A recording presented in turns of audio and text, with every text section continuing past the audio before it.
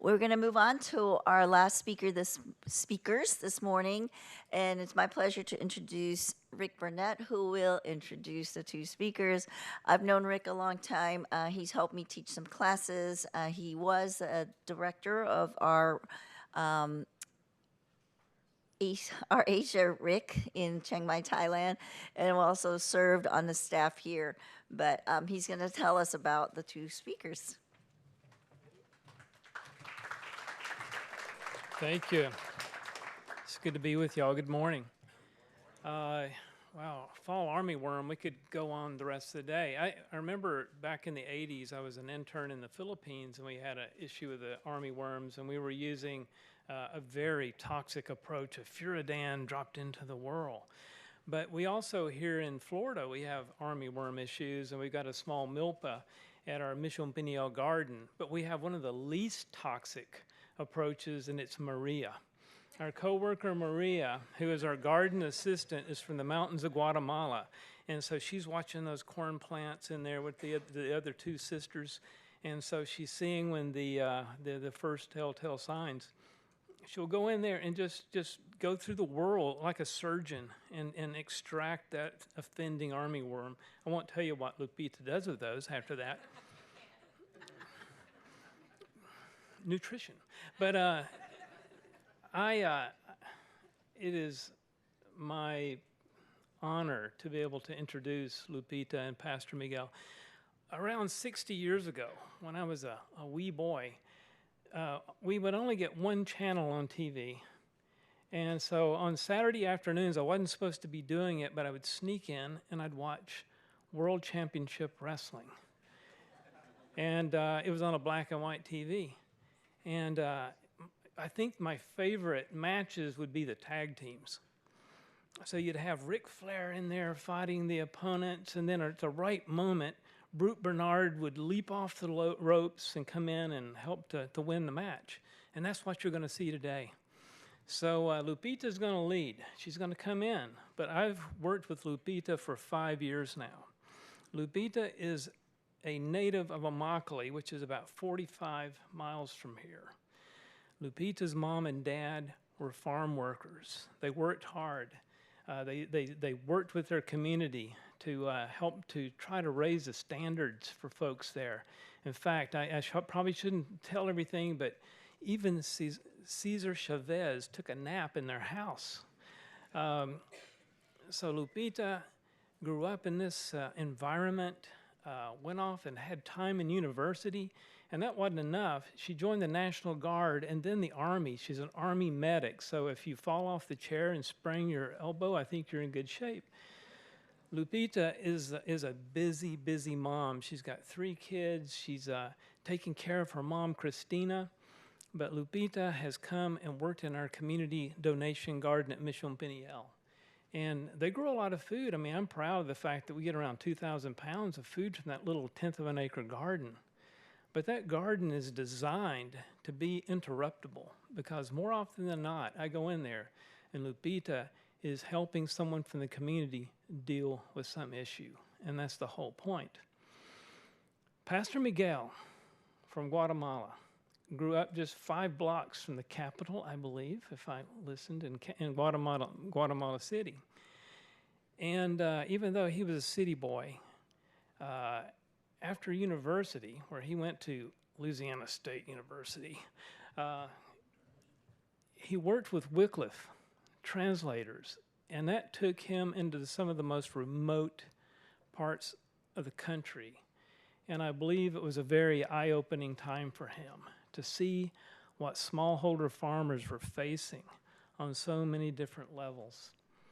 And since then, Pastor Miguel has been ordained as a Presbyterian minister and has pastored churches in Guatemala.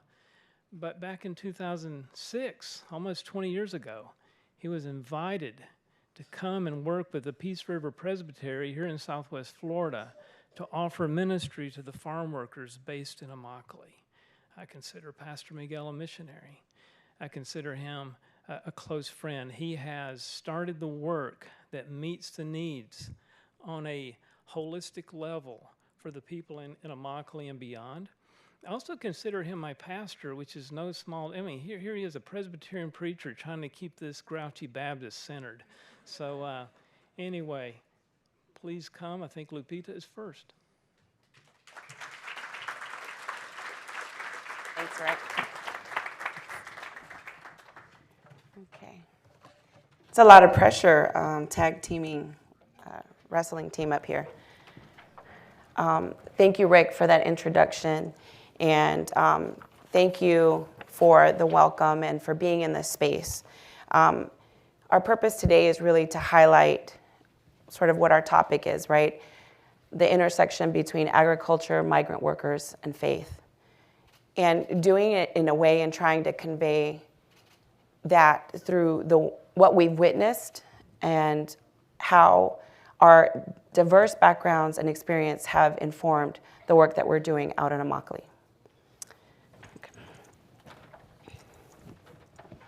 I have never preached as a team, so let us try today. Well, we want to note today that we have a diverse perspectives in the room. We just hear about worms. Now we want to move to the human side of this deal. But we appreciated the academics. We appreciated those who farm. We appreciate those who put their hands on the soil. And we want to share with you about the faith-based organizations who also join you in this effort to make this world better.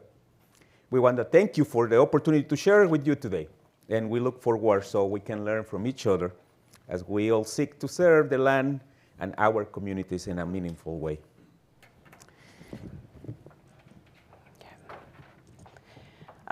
So Rick kind of introduced us and talked about who we are, but we wanted to take a little bit of time to talk about being called to serve. Sometimes it's a job, right? Like I'm in a nonprofit, working for a nonprofit called Cultivate Abundance. That's the organization. But often I describe the work that I do as being called to serve in my community. And that comes from a really long legacy, as he was talking about. I come from a family of farm workers. We were migrant farm workers. I'm a first generation from my family. My family is from the Central Valley of Mexico. We come from a lineage of the Otomi people in the Central Valley. But more importantly, the immigrant experience for my family led us to Immokalee. And like most people to this day, came to Immokalee and find ourselves in Immokalee because there was work, and that's what we had heard, what my parents had heard. And so there's a long legacy of being in this deep history of Immokalee. It is the original land and space and present space of the Miccosukee and Seminole, and before them the Calusa and Arawak. That's important for me to note because it helps me center the way that my many identities and the identities that I have to straddle as a first-gen Mexican-American, it helps me find a sense of place. The work that I've been doing with Cultivate Abundance in the last 5 years has brought me a more intimate relationship with my hometown and the people in it. And I've been able to connect not only through the work of putting my hands in the soil, but also connecting to the space around me and the environment, which is the Everglades. Through this work, I have found a deeper calling to understand my sense of place. I have been able to look at ways that I was existing as a child growing up in this town of mostly agriculture, of seeing my parents working and being part of that cog, right? Part of that labor in agriculture, and also witnessed all of the different challenges that the people face. So really for me and what we want to share today is to have you listen to how we are witnessing the work that we're doing and how we're sharing in that work and being informed by our diverse experiences. Oops, tag team. I should tag them. Take us as a break, okay? Are you already here? I am from Guatemala, originally, a Presbyterian minister for the last 35 years. believe it or not.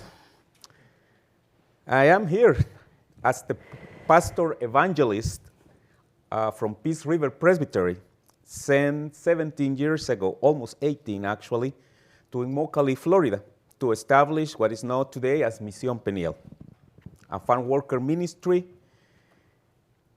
When I was in Guatemala, I used to work in the rural areas. Actually, most of my life, even that I was born on the city, had been spent on the rural area. And at that point in time, I usually work on places that not many people really was able to reach out. And I live and serve among agricultural and farm workers, basically Mayan communities, when I learned a lot about the stuff you are sharing in this conference. I was part of different development programs, and besides teaching people how to do things, believe me, what I really learned was they taught me how to live. Today, I am working in the same context, I believe so, but in a different country. Our efforts are focusing in two main streams. As Misión Peniel, we want to focus first and before anything else on building bridges between the farm workers and the faith communities and the world around us, in a way that everyone can understand better each other. And second, we want to join the community in every effort to improve work and living conditions that unfortunately for the farm worker community are, in a general statement, unfair. So let us move. Where on the path happens the intersection between agricultural staff, migrant labor, and faith communities? And why this matter?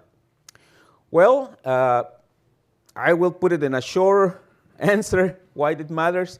Migrant workers, particularly farm workers, are called indispensable. And very recently, during the pandemic time, we hear that word many times. They were called indispensable. So they have not a break anytime. So for the agricultural industry, cannot survive without this human factor.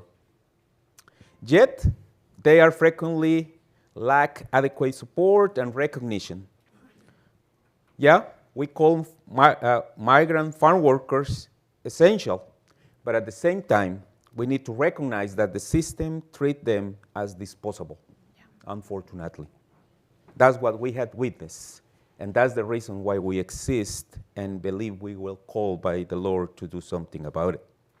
So faith-based organizations play a crucial role in advancing social justice and supporting underserved communities like the one we have in Immokalee. Farm workers, I believe, live in a real and believe me, not exaggerating when I say a PTS.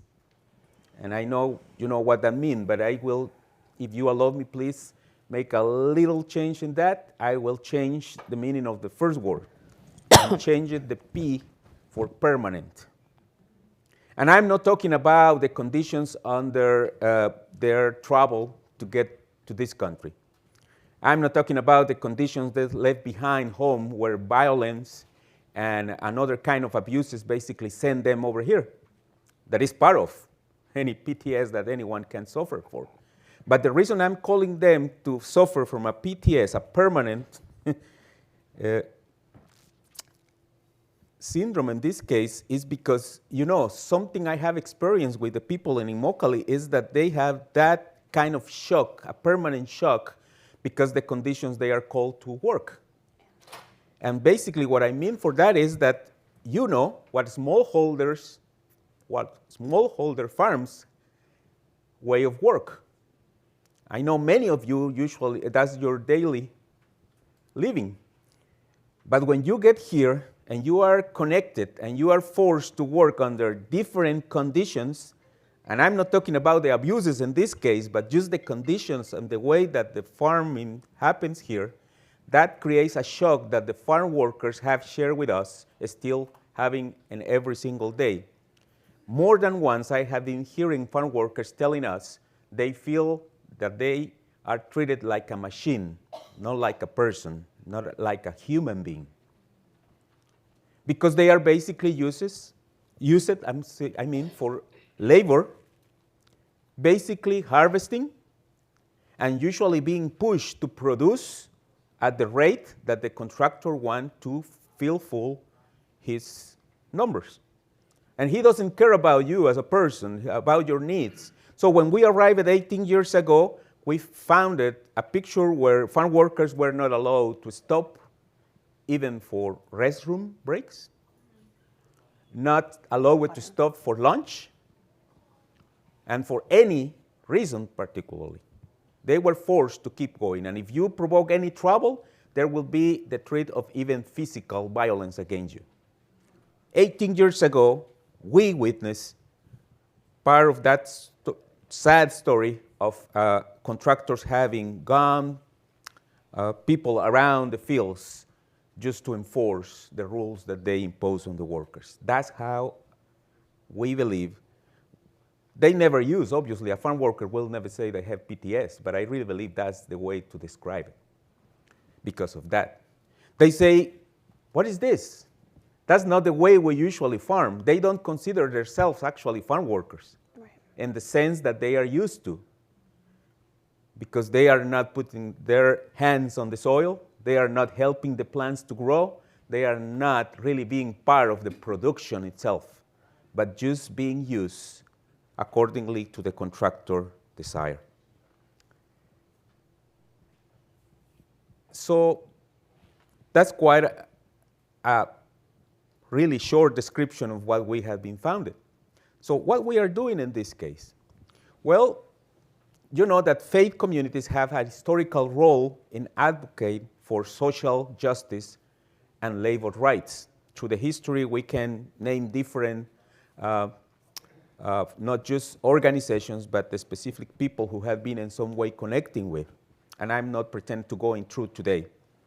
Actually, we had this conversation with Lupita that we are 100% sure that you are not getting everything we prepared for today. You are getting the short version. But as a faith-based communities, we have the ethical call to care for the last of this. I mean, that's not something we can consider an option. It's an obligation. It's our original call. There's no way to interpret that in a different way. And if anyone tried to play that game, believe me, I'm ready to answer to that too. So in that way, it's not an option. It's just answering to the original call.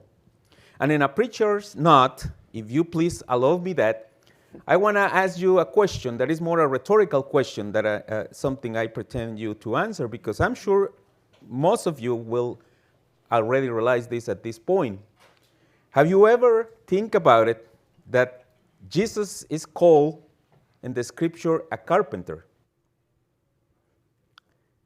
but his preferred, most used speech figures are related with the agricultural mothers? So I'm still doubting about if he was really a carpenter in the sense of what he was doing there.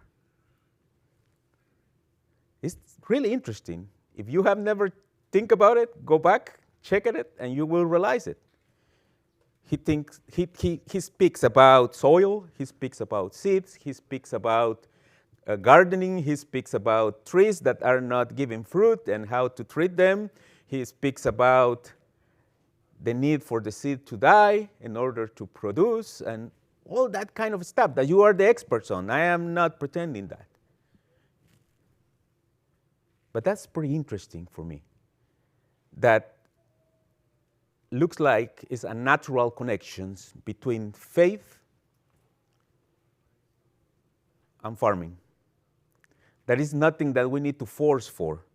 It's just a natural move from point A to point B.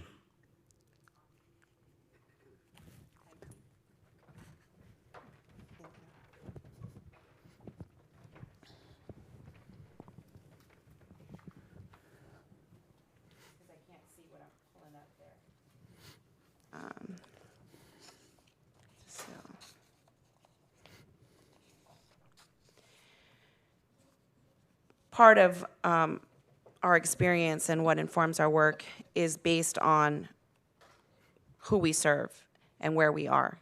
And like Rick mentioned, we're about 45 miles southeast of where we are right now. The farm worker community of Immokalee is about 25,000 people. That grows and doubles in size during the winter months when work is available in Immokalee. Most of America's wintertime tomatoes come from, and other winter vegetables come from Immokalee. But they often don't stay, right? We don't have a local food source in the agricultural industry that exists in Immokalee. Among residents that are in our community, 44% are foreign-born. They represent really the global South. We are the global diaspora in Immokalee. The world is in Immokalee. Mexico, Guatemala, Haiti, and all with varying resident statuses. More than 37% live below the poverty line, an average of 4.32 people persons per household, with only 37% living in owner-occupied housing. I've been lucky enough to have lived in our own home.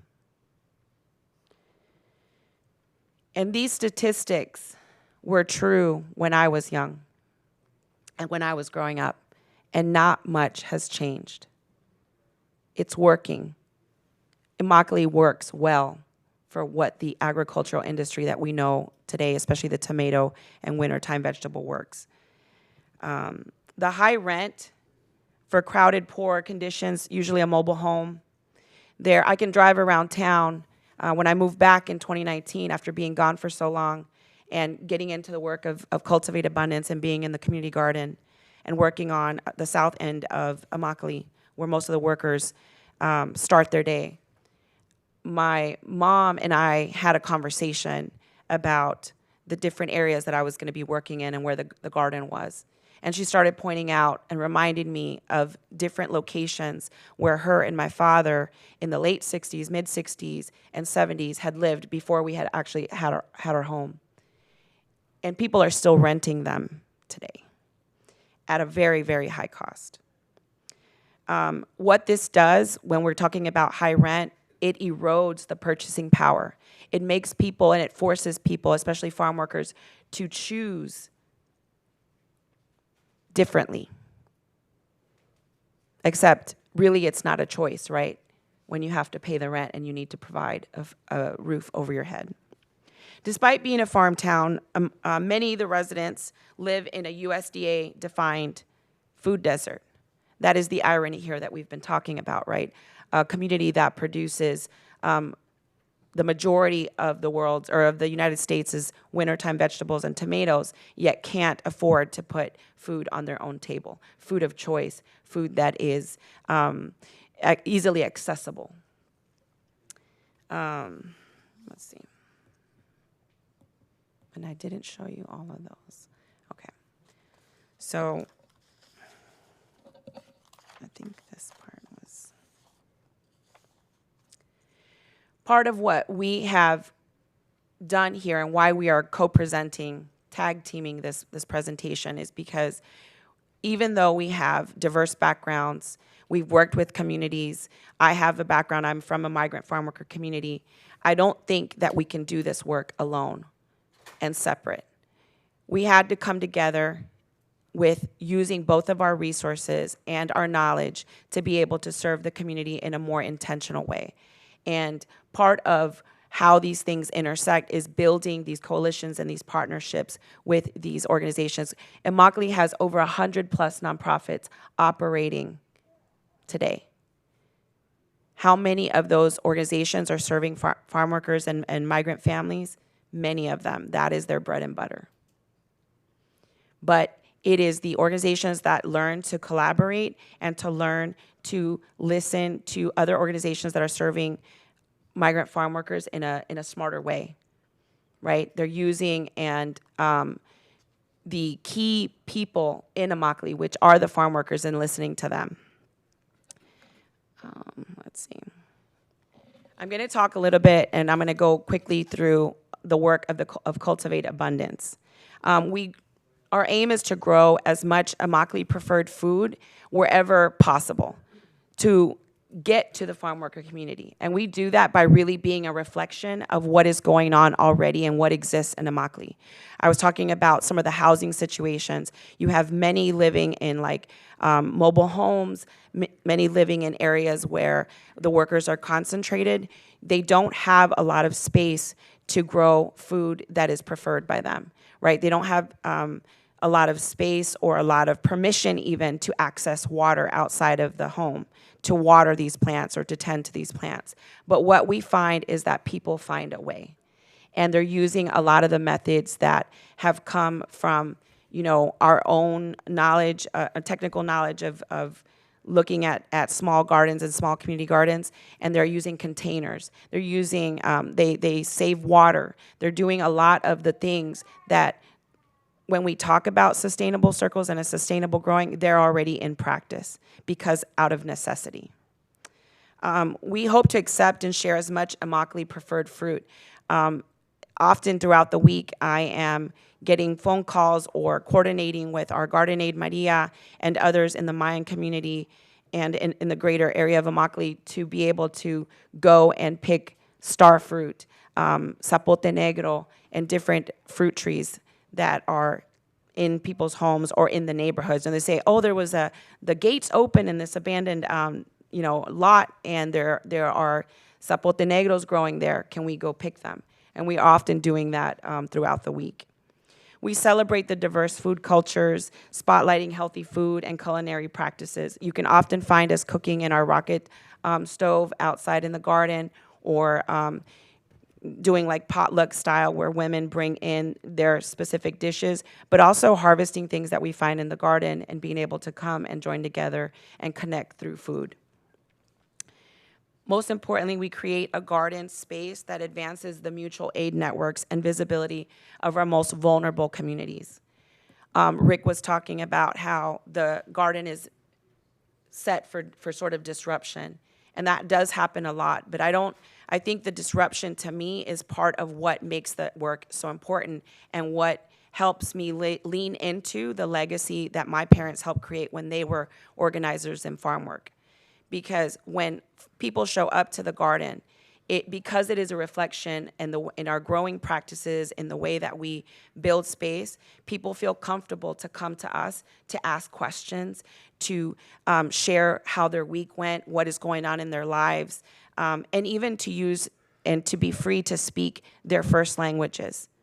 Many of them Guatemalan speaking Quiché, Mam, Cancobal, and that is something that we want to nurture and continue to nurture when we're talking about serving in these communities.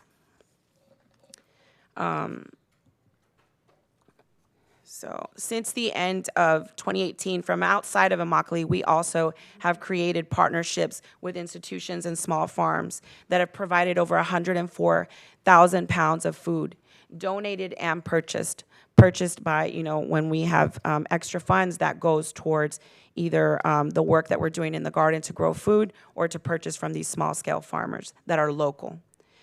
There's approximately about 24 home gardeners from outside of Immokalee that have grown and helped produce and share almost 36,000 pounds of fresh produce since 2018. And that continues to be part of the outreach work in the garden. The most important part for me, because I am from Immokalee and grew up there without knowledge of a community garden, only what my parents had been growing, and we didn't survive without my dad's chile plants and carambola and mango. We, in Immokalee, look at the mutual-based food sharing as integral to informing how we move in the community. We often talk about food deserts and people not having enough, right? People not being able to afford, people not being able to access.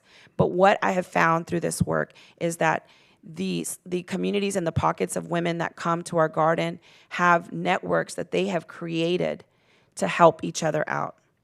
And all we're doing is tapping into that to make the work of this organization and the partnership that we have with Mission Peniel through their pantry work. even better, right? Because we are tapping into the knowledge of Maria as our garden aide, as Epi, who provides rides and a lot of times is being paid with mangoes or carambolas. And there's a lot of exchange and sharing that is done in order to make sure that your neighbor has enough or that your neighbor's needs are met. And that is like one of the things that I don't think in the conversations of food insecurity happen enough. That people are not starving. They're having to make and they're forced to make really hard choices, but they're not starving. People in these communities, in the community like Immokalee, are doing the most with what they have.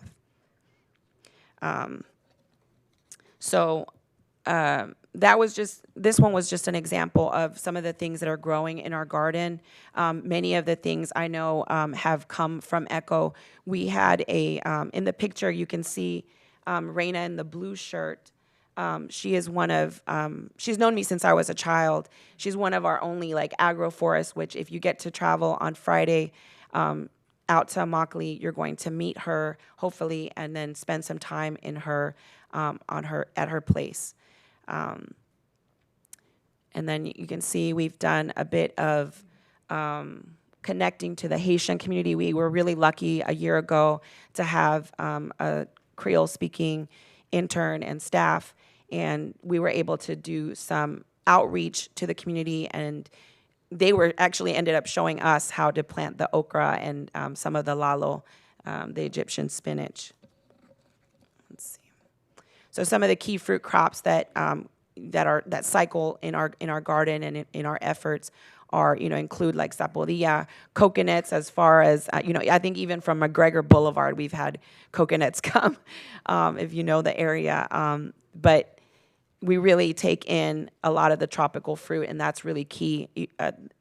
On Fridays when we're distributing, I think to be able to see people face light up when we have these out on the table, to be able for them to take them is like really a highlight. And we get to sort of exchange that knowledge too. People often will tell us, what they picked is not correct, or this papaya is not good, and they kind of look at it and I'll put it down to the side and they'll come back around and go ahead and take it. Nothing is wasted, but they're sure to tell us that it wasn't picked right. Yeah. We talked a little bit, I'm gonna go through these slides a little quickly.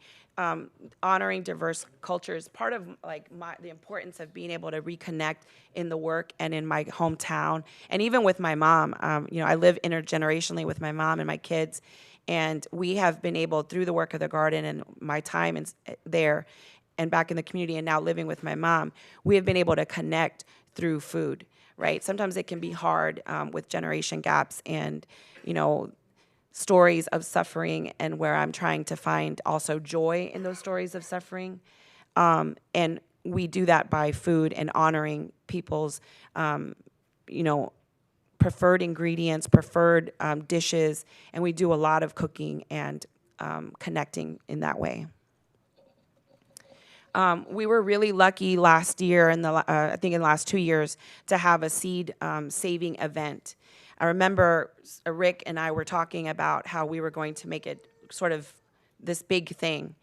And then after talking to the community and sort of looking at things, I wanted to make it a little more intimate as our first seed saving, because it was something that I was learning together with just the community, but also trying to put together. And we had Echo come and support us during that time. And one of the things that I really appreciated about Echo and all of our conversation was that they really met us where we were, but also weren't there to tell us how to do things, right? And so for me, that was an amazing partnership, and we're hoping to have our next seed saving event and include artisans, food artisans, and other art artisans in the community to join us on our seed saving. And all I can think about is that it would continue to grow and encourage folks. But we had everything from some seeds that had been brought over by families through Mexico and Guatemala, and some that were purchased at the Dollar General that they were going to share with us. And we took them all. It was fine. Let's see, we're running out of time. Okay. Whoops.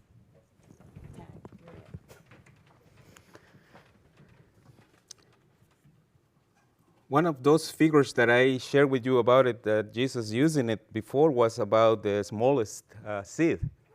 I don't know with your expertise which one you will pick, but I'm pretty sure will be not the mustard seed that he decided to pick it up. Obviously, he was speaking about their knowledge at that point in time.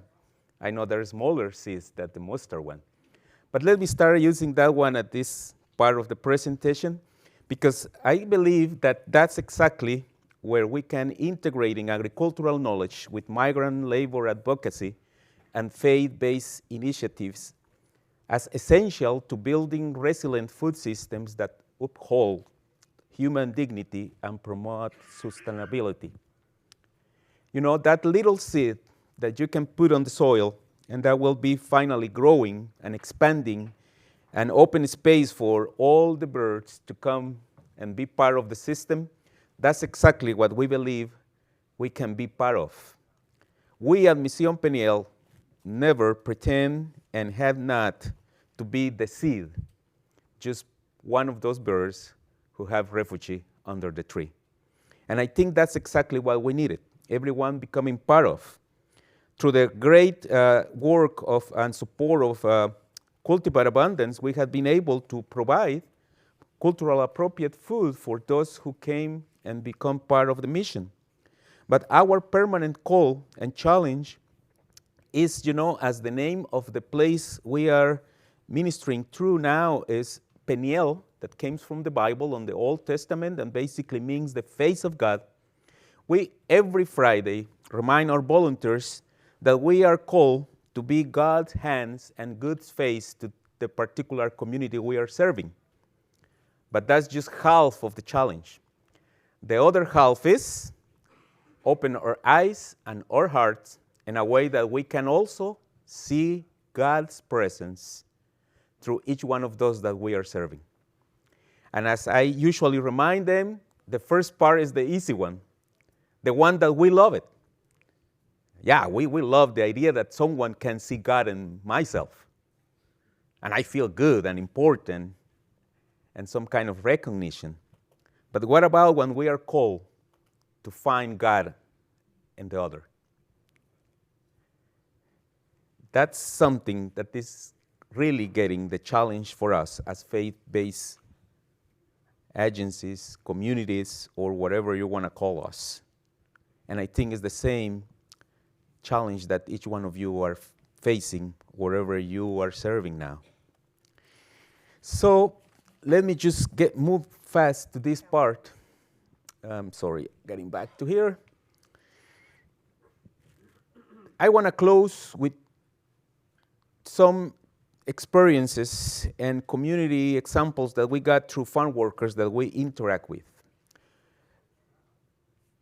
I had been hearing through 18 years serving in Immokalee through different sources, at what time you guys share the gospel? Because usually we have big numbers around of volunteers and community members. Obviously, when we have the food pantry and operations, when we get part of a medical clinic or any other event that basically call a lot of people at the same time. My answer to that question is all the time. We don't need a pulpit. We don't need to be in worship space as we usually recognize for having the meaning of sharing God's presence to the community. We try to have what we define as a holistic ministry. Yes, as a pastor, I am with the community when they need me. So besides the other stuff that you hear about today, yes, I do hospital visits. I go to the jail when someone is there and need my help. I had been before the judges translating for people, so learning about a little bit law and the confusion that could be even among those who say they study for. I had been visiting those places where they live that Lupita already described it, that they're literally falling apart, that they are paying literally thousands of dollars for. For those who are familiar with the area, believe me, a farm worker group pays more for one of those ugly trailers that is falling apart that what anyone in the area of Naples or Fort Myers is paying for a really nice house. Not exaggeration on that. So the gospel is shared through your actions, through your presence, through your service to them, not necessarily by words. I know that it's a controversy about who say that I am ready to share with you. But I really love it. And at the end of the day, I think it doesn't matter who say it, because it's 100% true. When they invite us and say, go ahead and share the gospel, and if needed, use words. Second experience, this is a kid, a Haitian kid, who once of these days approached me. We had been seeing him growing through the time. I remember the first time we met him, he was a little, maybe 2 years old, or maybe less than that, when he started relating with the Misión Peniel. And a few months ago, he approached me and I say, hey, Pastor, I have a question. Can I ask you something? And I say, okay, go ahead. And I was ready in my prejudice to hear that he was in need of something. That wasn't the case. He just said he wanted to know why we do what we do.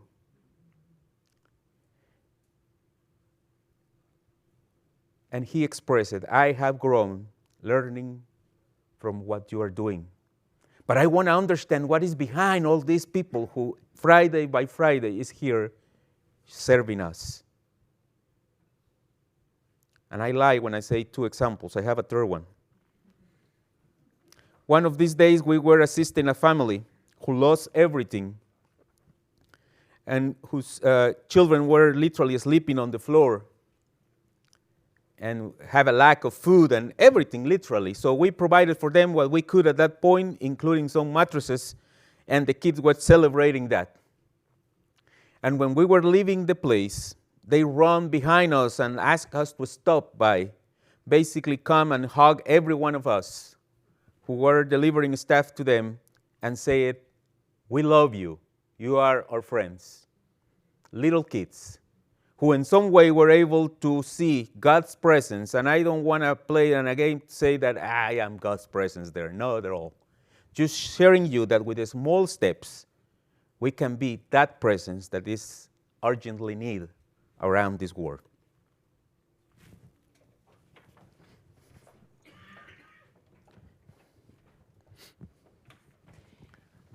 There's so much, as we were saying, we're all like 2 minutes left. But there's so much to share in the work and how we're informed. But really the experiences that we're having in talking about sort of what, how we show up and seeing God's face, I think, and what the conditions that a lot of the migrant farm workers that we serve are living every day. The trauma piece is real. But what the garden serves to do and the exchange of knowledge that happens there a lot of times creates slowness, and it brings us back to slowness and to the pause that has been trending right now, right? There's so much chaos, and we've been told to maybe learn to pause. And that's been really crucial to how I show up every day. Is there's always so much to do. There's always some chaya to trim.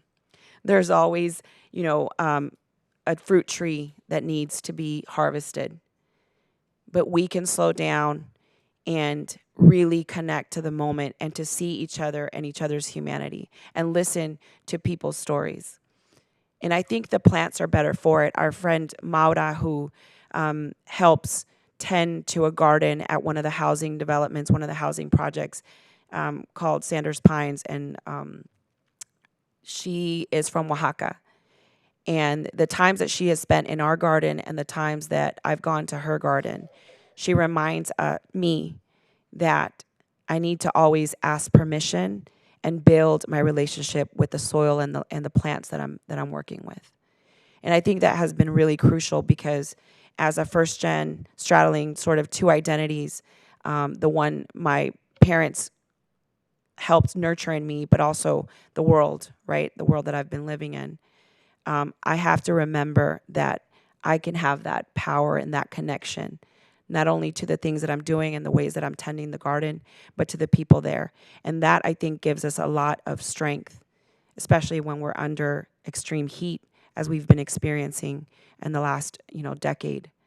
And we want to end with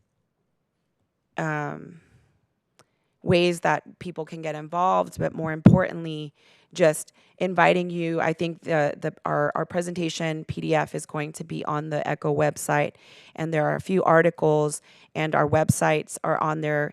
And if you want to get and link in and learn more about our work, be in more conversation, we'll also be later at the Meet the Speaker. And we look forward to having that conversation with you all. Thank you.